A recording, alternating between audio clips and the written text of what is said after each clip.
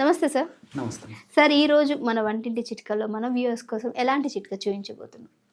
So gastric trouble సమస్యతో చాలా మంది బాధపడుతున్నారమ్మా. అవును సార్. నిజంగా వాళ్ళు రోజుల తరబడి, నెలల తరబడి, సంవత్సరాల తరబడి మరి ఓమెప్రజోలు, ప్యాంటాప్రజోలు, ఎస్మోప్రజోలు ఒకటి కాదమ్మా, రకరకాల మందులు మింగుతుంటారు. వైద్యుల సలహా లేకుండా కూడా చాలా మంది మందులు మింగుతుంటారమ్మా. అదే విధంగా ఈ యాంటాసిడ్స్ కూడా వాడుతుంటారమ్మా. సో ఎక్కువ రోజులు వాడుకోవడం వల్ల ఎక్కువ దుష్పరిణామాలు ఉండేటువంటి పరిస్థితి ఏర్పడుతుంది. కాబట్టి వైద్యులు కూడా అవసరం మేరకే వాటిని వాడేసేసి ఆపేసేసి జీవన విధానంలో, ఆహార విధానంలో మార్పు చేసుకోండి అని చెప్పేసి కూడా వైద్యులు సలహా ఇస్తుంటారు. కానీ చాలా మంది పాటించరమ్మా. దానివల్ల అనేక రకాల సైడ్ ఎఫెక్ట్స్ వస్తాయి. మరి అలాంటి సైడ్ ఎఫెక్ట్స్ లేకుండా ఉండేందుకు గ్యాస్ట్రిక్ ట్రబుల్ సంబంధించినటువంటి వివిధ రకాల లక్షణాలు తక్షణమే కృత్రిమ ఔషధాలలాగా, ఇంగ్లీష్ మందులాగా పనిచేసేందుకు ఉపయోగపడేటువంటి అత్యంత అద్భుతమైనటువంటి ఔషధాలు మరి ఆయుర్వేద వైద్య విధానంలో కూడా మన మహర్షులు చెప్పడం జరిగిందమ్మా.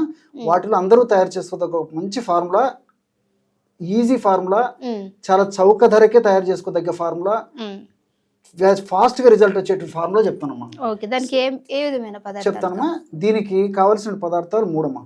జీలకర్రను వేయించి చేసినటువంటి చూర్ణము ఒక 100 గ్రాములు తీసుకోవాలమ్మా. సో జీలకర్ర దీన్ని మేము ఆల్రెడీ పొడి చేసి తీసుకున్నాము. సో జీలకర్రను కాస్త వేయించేసేసి చూర్ణం లాగా తయారు చేసుకోవడం వల్ల ఈ విధంగా తయారవుతుందమ్మా. మనం ఇప్పుడే చూర్ణం కూడా తయారు చేసుకున్నాం. సో జీలకర్రను వేయించాము, మిక్సీలో వేయడం వల్ల ఈ విధంగా తయారైందమ్మా. సో జీలకర్రను వేయించి చేసినటువంటి చూర్ణము ఒక 100 గ్రాములు తీసుకోవాలమ్మా. మన ప్రేక్షకులకు అర్థమయ్యేందుకు కొద్ది ప్రమాణం మాత్రం నేను తీసుకోవడం జరుగుతుందమ్మా. ప్రేక్షకులు అయితే 100 గ్రాములు ఈ విధంగా జీలకర్ర చూర్ణం తీసుకోవాలి. జీలకర్ర కూడా వేయించేసి చూర్ణం లాగా తయారు చేసుకుని తీసుకోవాలమ్మా. రెండవ పదార్థంగా వాము. వాము కూడా దీన్నే ఓమము, అజవాయిన్ అనేటువంటి పేరుతో పిలుస్తుంటారమ్మా. ఈ యొక్క వామును కూడా కాస్త వేయించేసేసి చూర్ణం లాగా తయారు చేసుకుని ఆ యొక్క వాము చూర్ణాన్ని కేవలము 10 గ్రాములు తీసుకుంటే సరిపోతుందమ్మా. 10 నుంచి 20 గ్రాముల వరకు తీసుకోవచ్చు. 10 నుంచి 20 గ్రాముల వరకు తీసుకున్నా సరిపోతుంది. 100 గ్రాములు జీలకర్ర చూర్ణం అయితే వామును వేయించి చేసినటువంటి చూర్ణము 10 నుంచి 20 గ్రాములు సరిపోతుందమ్మా. సో ప్రేక్షకులకు అర్థమైంది కొద్ది కొద్దిగానే కలపడం జరుగుతుందమ్మా. మూడవ పదార్థంగా మన ఇంట్లో దొరికేటువంటి ఉప్పు చాలా బాగా పనిచేస్తుందమ్మా గ్యాస్ట్రిక్ ట్రబుల్ సమస్యలకి. సో ఇలాంటి ఉప్పు అయినా పర్లేదు, లేకపోతే కళ్ళు ఉప్పు అని చెప్పేసి దొరుకుతుంటదమ్మా, రాళ్ళ ఉప్పు అని చెప్పేసి దొరుకుతుంది, అది కూడా మంచిదే. సో మన ఇంట్లో సర్వసాధారణంగా వాడేటువంటి ఉప్పు ఏదైనా సరిపోతుంది. లేదంటే సైంధవలవణం కూడా ఉండేట్లయితే సైంధవలవణం మరీ మంచిదమ్మా.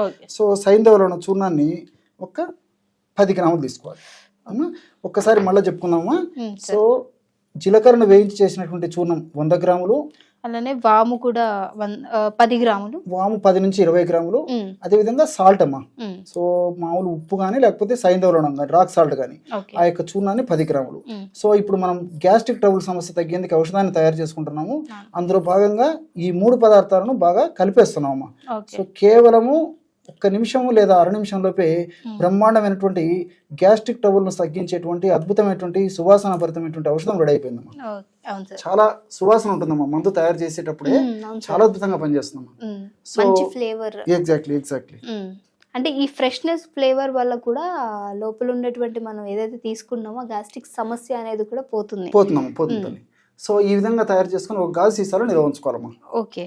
సో ఇది ఎన్ని రోజులకు వస్తుంది సార్ మనకి? ఇది దాదాపు ఉదయం ఒక 1/2 టీ స్పూన్, రాత్రి ఒక 1/2 టీ స్పూన్ తీసుకోవడం వల్ల, రోజు పెద్దవాళ్ళకి సంబంధించిన ఈ డోస్ తీసుకోవడం వల్ల రోజు 5 గ్రాముల చొప్పున మనం వాడినట్లయితే, ఇప్పుడు మనం దాదాపు 130 గ్రాముల ఔషధాన్ని తయారు చేసుకున్నామా.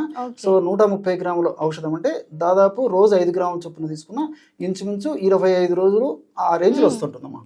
సో 23-25 రోజులు కొంచెం అటు ఇటైనా పర్లేదమ్మా.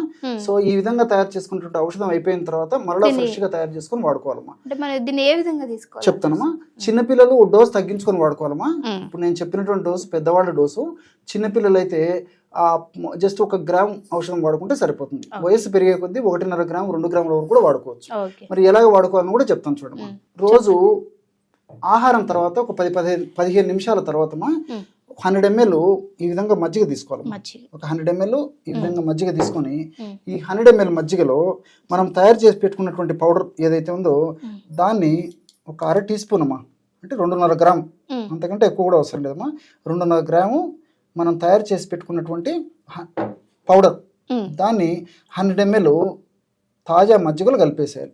చూడండమ్మా, ఈ పదార్థం అంతా ఈ మజ్జిగలో బాగా కలిసిపోతుంది అనమాట.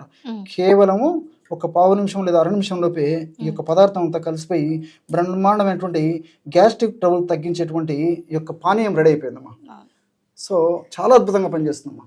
ఈ విధంగా తయారు చేసుకున్నటువంటి ఈ యొక్క పానీయాన్ని రోజు 2 సార్లు, అంటే ఉదయం పూట ఆహారం తర్వాత ఈ విధంగా మజ్జిగలో కలుపుకొని సేవించాలి, రాత్రిపూట ఆహారం తర్వాత కూడా ఈ విధంగా మజ్జిగలో కలుపుకొని సేవించాలమ్మా. సో ఈ ఔషధాన్ని వాడుకోవడం వల్ల ఏమవుతుందంటమ్మా, తీసుకున్న వెంటనే తక్షణమే సత్వరమే ఇందులో ఉన్నటువంటి ఔషధ గుణాలను కూడా జీర్ణ వ్యవస్థపై పనిచేసి మనకు గ్యాస్ట్రిక్ ట్రబుల్ వల్ల కలిగేటువంటి కడుపులో మంట, నొప్పి, కడుపు ఉబ్బరంగా ఉండడము, వికారంగా ఉండడము, నోట్లు నీళ్లు ఊరుతుండడము, పైత్యం వచ్చేటట్టు ఉండడము, విరేచనం సరిగా కాకపోవడము, ఒక్కొక్కసారి 4-5 సార్లు విరేచనం అవుతుండడము, విరేచనంలో స్మెల్ ఉండడము, ఇలా అనేక రకాలైనటువంటి గ్యాస్ట్రిక్ ట్రబుల్ సమస్యలు అద్భుతంగా తగ్గిపోతాయమ్మా. ఓకే. సో అంటే చాలా మందికి కూడా ఈ మధ్య అదే ఎక్కువ ఇష్యూ అయిపోయింది సార్, బాగా గ్యాస్ట్రిక్ చిన్న వయసులో కూడా వచ్చేస్తున్నాయి.